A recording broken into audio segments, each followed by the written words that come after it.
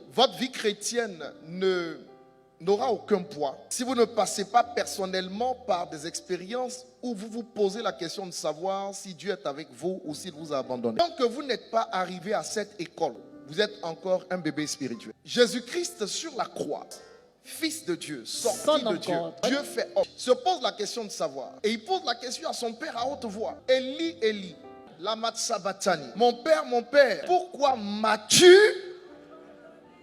abandonné? Il est sur la croix et il demande à son père, pourquoi m'as-tu abandonné? En réalité, le père ne l'avait pas abandonné. Mais vous savez, il y a des dimensions dans lesquelles le Seigneur peut vous conduire, qui vous donneront le sentiment que le Seigneur est allé en voyage parce qu'il n'est pas en train d'agir dans votre vie. Je dis que si vous ne passez pas par cette étape dans votre vie spirituelle, spirituellement vous êtes encore un gamin. Le père n'avait pas abandonné le fils. Non. Mais il n'était pas en train d'agir parce que le fils devait passer par là. Jésus-Christ, notre référence particulière, personnelle, commune, universelle, a connu une naissance. Dans sa naissance, a dû fuir en Égypte pour échapper à Hérode. Dieu ne pouvait-il pas tuer Hérode en une minute? Pourquoi Jésus devait passer par l'Égypte, faire 2 ans en Égypte, à peine né, fuir avec ses parents devant un homme fort? La raison était simple. Sa fuite en Égypte faisait partie de son histoire et de son parcours. Il fallait qu'il foule de ses pieds à sa naissance le continent africain pour que de ce continent il soit nourri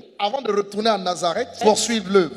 Écoutez, et il a rempli correctement la mission et le plan que le Seigneur avait mis au devant de lui. Et quand il a achevé cette mission, il a achevé dans la mort voulue par son Père. Dieu peut te regarder dans une situation sans agir ou réagir parce qu'il estime que le temps de son intervention n'est pas encore venu. Donc quand l'heure n'est pas encore venue, le Seigneur te regarde, ce n'est pas qu'il n'est pas là. Quand le diable vient pour toucher à ta vie, il l'écarte parce qu'il dit il doit rester vivant. Se le mettre en vie pour atteindre un objectif. Tu ne peux pas lui prendre cette vie. Le Seigneur sécurise un certain nombre de réalités autour pour que tu puisses vivre l'accomplissement de ses promesses. Si tu ne comprends pas que Dieu a un temps pour tout, ta foi chrétienne n'aura aucun sens. Il y a un temps dans la vie où on sort du ventre de sa mère et on ne peut pas marcher automatiquement. On est obligé d'attendre le temps indiqué pour faire les 4 pattes, s'asseoir, marcher, même quand on est pressé. Et quand une femme est pressée d'avoir un enfant, elle est obligée d'attendre 9 mois. Parce que Dieu fait ces choses dans le temps. Jésus est venu à un temps précis. Il a attendu un temps précis avant de manifester le ministère. Il a attendu 30 ans. Avant le temps, ce n'est pas le temps. Après le temps, ce n'est pas le temps. Dieu a un temps